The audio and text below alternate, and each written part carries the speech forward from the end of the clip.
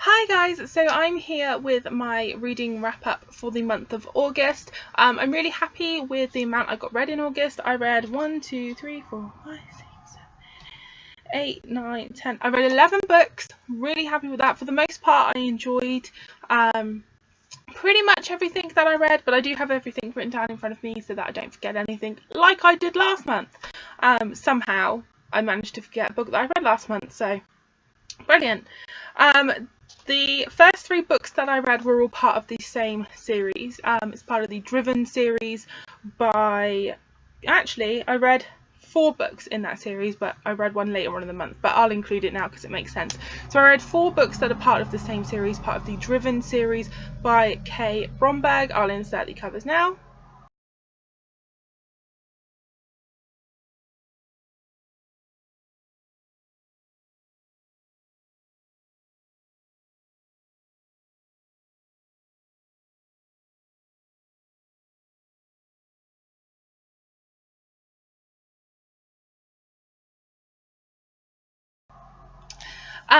They are kind of...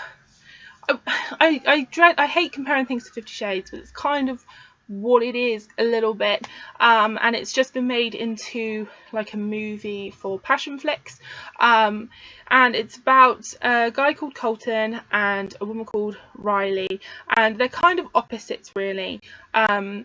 And you know, he's like a CEO of a big company, he's a race car driver, has millions, and she sort of owns like a caring company that the idea is to look after young orphans and raise them in like proper homes. So they're kind of different, and they meet at one of her charity's events, and he's very cocky, very arrogant, and he's like, I bet by the end of the night I have a date with you, and then something happens and basically she ends up sort of in the charity auction, and he ends up being the one that bids on her, etc. He's obviously got a very messed up past. He's kind of a womanizer. He's not really looking for a serious relationship, but obviously Riley is different. So the first book I kind of had to plough my way through, sort of keep myself reading it. I enjoyed the second and third books much more. I got a bit more into the story by then, and I found it a lot more sort of redeeming. The sort of fourth one that I read is called Raced, and that is not really a book per se, but it's key scenes from all 3 of the first books in Colton's point of view that we we didn't get his point of view from, which was quite interesting to have that, because in the first book we only have Riley's point of view. In the second and the third books we get certain bits from Colton's point of view, but not everything. So it was quite nice to sort of get his point of view sort of in there, because it made you like him a bit more, because in the first one, without having his point of view, I struggled to like him, because he comes across as, you know, that very much womanizer, arrogant, cocky. Some of the lines he comes out with are just, I can't even repeat them because they're just so cheesy and shit, and I'm like, how did these work on anyone at all? But overall I did end up enjoying the series. I do think there's another book, Ace I think it is, that I have to read, which I will get around to reading. I will pick that up and finish that off. The next book that I read was As Dust Dances by Samantha Young.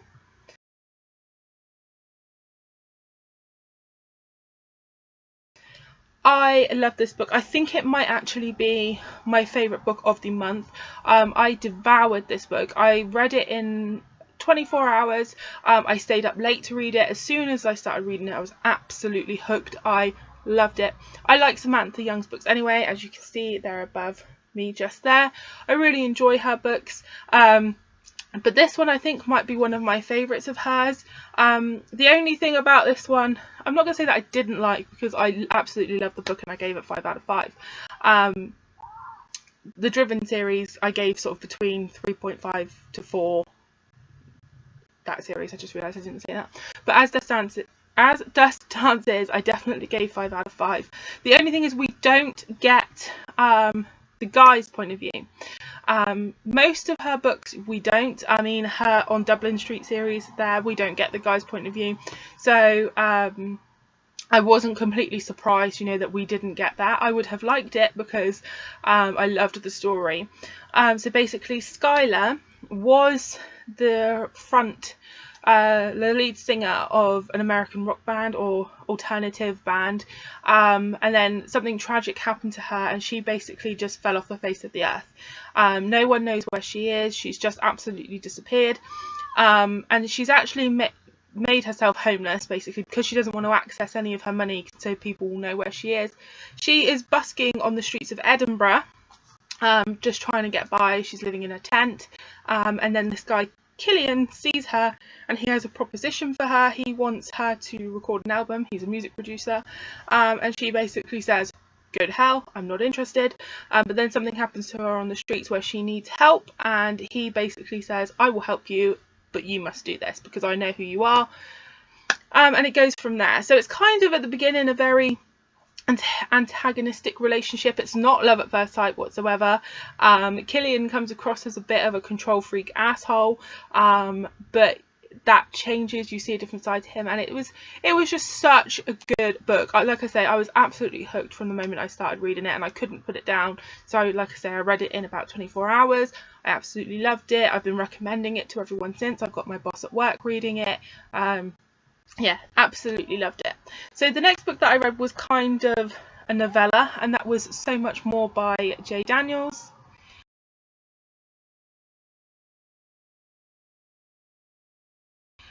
This is part of her Sweet Alabama series that I was reading last month, but this is a little novella that catches up with the couples, sort of just a little insight into where they're at in their relationships, just like a little catch up. And then we also see Nolan, who is a little boy in the series, and he's kind of got his first love, and you see him sort of like on the phone to his girlfriend, and he asks her to marry him. It was just really, really cute. If you're a fan of the series, it's a cute little addition to it. So I really enjoyed that, and I'd probably say that was, you know, like a 4 out of 5 because it was only a little novella, but it was still really cute. The next book that I read was Every Time We Fall in Love by Bella Andre.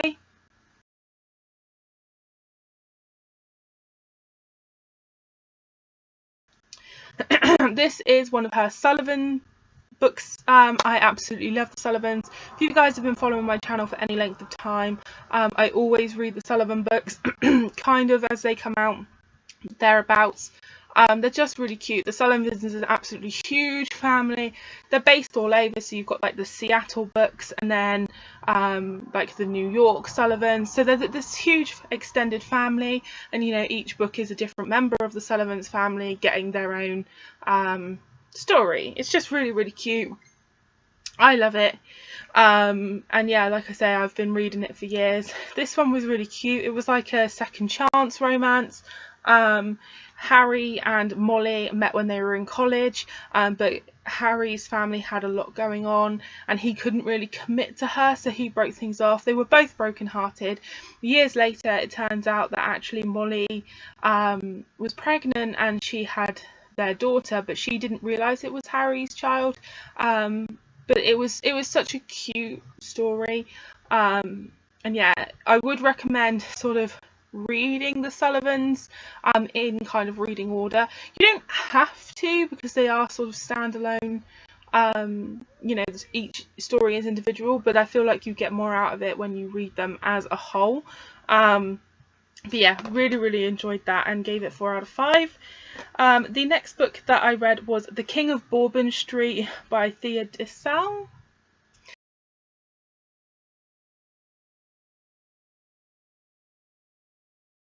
And I didn't really enjoy this book at all, really.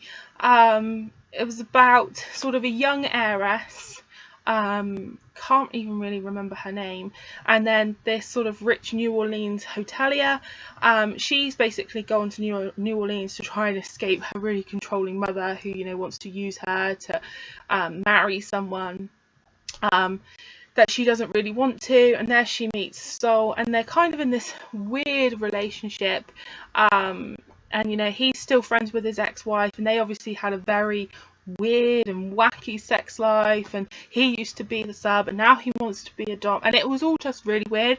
When I actually read or downloaded this book to read on my Kindle, this is not what I anticipated, and to be honest, I just didn't really enjoy it. I didn't feel like the writing was particularly great, it didn't hook me in, didn't really care about the characters, so I really gave it about 1.5 out of 5. The next book that I read was All the Way by Kristen Proby.